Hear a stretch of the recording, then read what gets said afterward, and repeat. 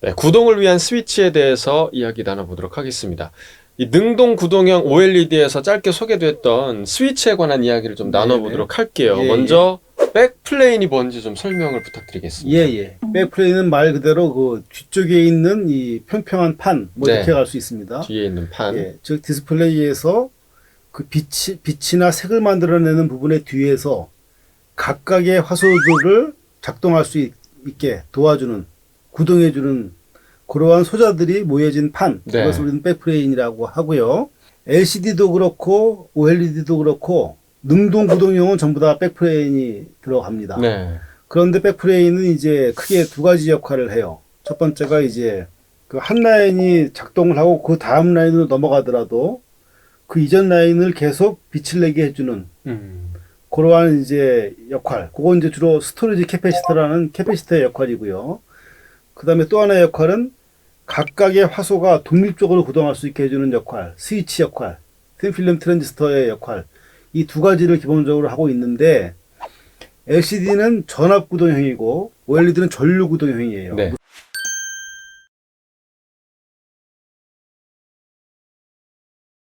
그 원리를 충족시키기 위해서 LCD는 한 화소에 3개의 부화소가 있잖아요. 빨강, 초록, 녹색. 그래서 각각의 부화소당 최소한 1개의 캐패시터와 1개의 TFT가 필요하죠.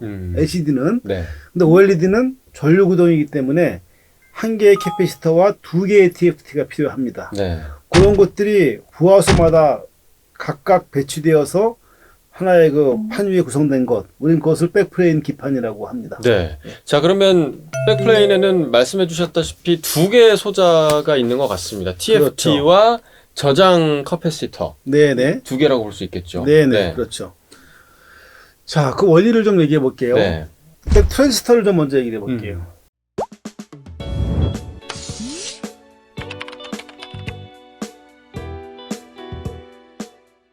LCD에서의 트랜지스터는 단순히 스위칭 기능이에요. 즉 전압이 인가될 수 있게, 그러니까 전압을 걸어주거나 혹은 걸어주지 않는 역할만 하면 되는 거죠. 근데 OLED에서는 스위치 역할도 하면서 전류 조절까지 해야 돼요. 그래서 OLED는 그 2개의 TFT가 필요하죠. 근데 우리가 여기서 TFT의 역할은 사실 수도꼭지라고 보시면 돼요. 그러니까 수도꼭지도 우리가 아주 잠글 수도 있고, 아니면 조금 열어서 물이 조금 흐르게 할 수도 있고, 많이 열어서 물이 콸콸 흐르게 할 수도 있어요.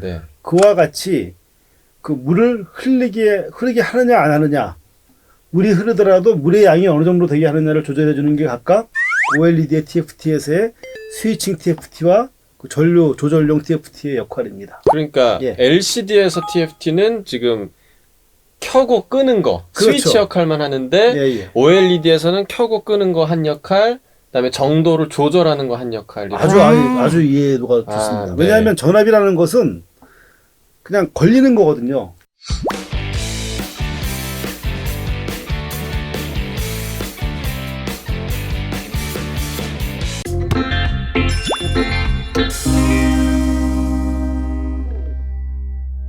자, TFT 얘기를 좀 자세히 해주셨는데요. 그러니까 방막 트랜지스터라고 부를 수도 있죠. 이 방막 트랜지스터는 어떤 과정을 거쳐서 좀 발전을 해왔을까요? 사실 트랜지스터는 반도체 웨이퍼에 의해 만들어져요.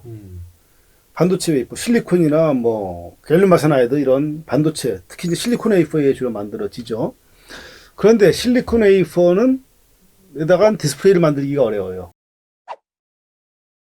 왜냐하면 실리콘 웨이퍼는 일단 커봤자 300mm 정도, 그러니까 30cm 정도의 지름밖에 안 나오고요. 근데 빛이 통과를 못해요. 근데 유리기판 위에다가 트랜지스터를 만드는 거는 어려워요. 왜냐하면 유리기판은 절연체이기 때문에 거기다가 반도체 층이 있어야지만 트랜지스터가 만들어지거든요. 그래서 우리는 이제 유리기판 위에다가 반도체 방막을 코팅을 하는 거죠. 그 반도체 방막이 결국 실리콘 웨이퍼 같은 역할을 하는 거예요. 거기다가 트랜지스터를 만들죠. 그래서 반도체 방막 위에 만들어지는 트랜지스터에서 샘필름 트랜지스터입니다.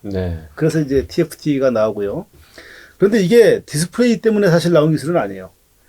우리가 예를 들면은 화소라는 개념이 디스플레이에서 당연히 중요한 개념이지만 우리 카메라, CCD나 CMOS 같은 이미지 센서에도 그게 필요하잖아요. 네.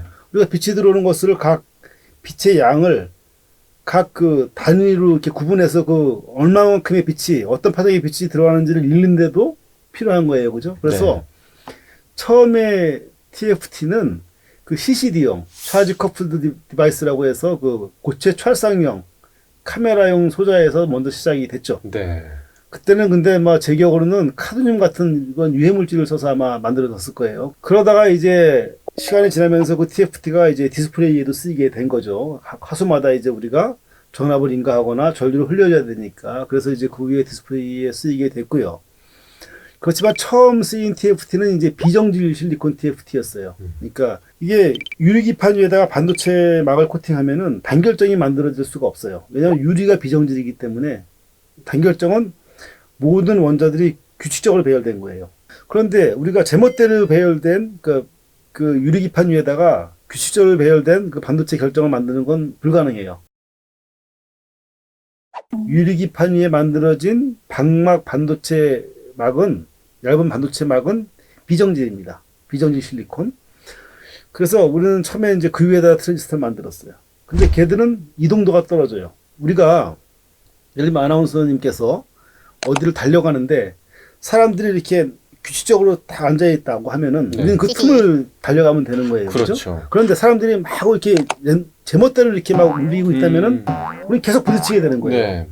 전자도 마찬가지예요. 전자가 주어진 길이 열려 있다면 그 길로 빨리 가면 되는데 이 다른 원자들이 막 이렇게 랜덤하게 막 제멋대로 있다면 계속 부딪히고 스캐터링이 일어나는 거예요. 네. 그러니까 이제 속도가 떨어지죠.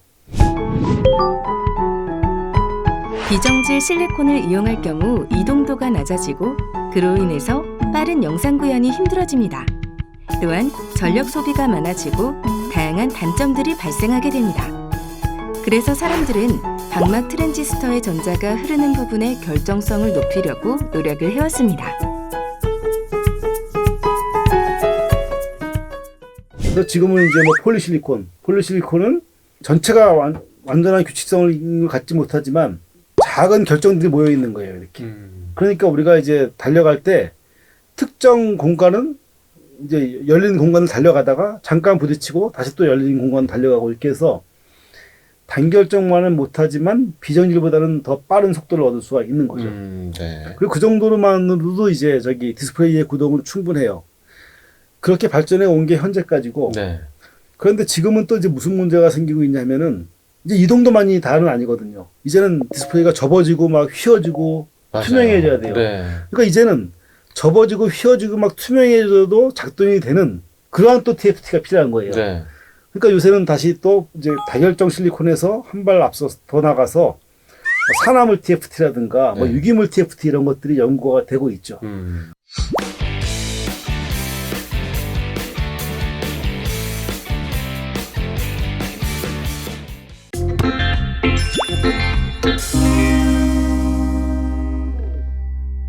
그러면 그 앞으로는 어떤 TFT들이 이제 다결정 실리콘 TFT와 좀 경쟁을 하게 될까요? 예.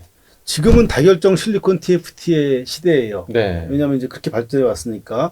그런데 다결정 실리콘 TFT는 두 가지 정도의 단점이 있어요. 첫 번째는 뭐냐면은 처음에 유리기판 위에 기판 위에 만들어진 실리콘은 다결정이 아니라 비정질이에요. 우리는 거기다가 다결정을 만들기 위해서 레이저를 쭉 조여줍니다. 그걸 이제 우리는 이제 레이저 이제 처리라고 하는데 엑스이머 레이저를 주로 쓰는데 레이저를 쬐주면은 그 반도체 필름이 열이 올라가니까 원자들이 에너지를 갖잖아요. 자기 위치로 가려고 하죠, 이렇게. 네. 그래서 국부적으로 이렇게 단결정들이 생기는 거예요. 그런데 그게 이제 작은 단결정들이 만들어지니까 좋긴 하지만 이 돈과 시간이 들어가잖아요. 레이저를 쬐줘야 되고 뭐 프로세서. 그러니까 이제 공정상에서 레이저 공정이 이제 추가가 되니까 비용이라든가 시간적인 손실이 있고요. 두 번째가 다결정 실리콘은 이렇게 휨이라든가 꺾임에 좀 약해요. 그러니까 접는 디스플레이를 만들 때 네. 이게 이제 전기적인 특성이나 기계적인 특성이 흔들려요. 그래서 접거나 휘거나 말아도 그 특성이 바뀌지 않는 유지되는 그러한 또 트랜지스터가 필요하게 되겠죠. 그래서 현재는 다결정 실리콘이 아직은 굳건하게 이제 위치를 차지하고 지키고 있지만 조금 전에 말씀드린 그 공정 시간과 가격을 절감시키고 대면적으로 갈수록 그다음에 휨이라든가 투명성을 이제 높이기 위해서 산화물 트랜지스터라든가 아니면 유기물 트랜지스터 이런 것들이 개발되면서 계속 제품에 적용이 되고 있는 상태입니다. 네.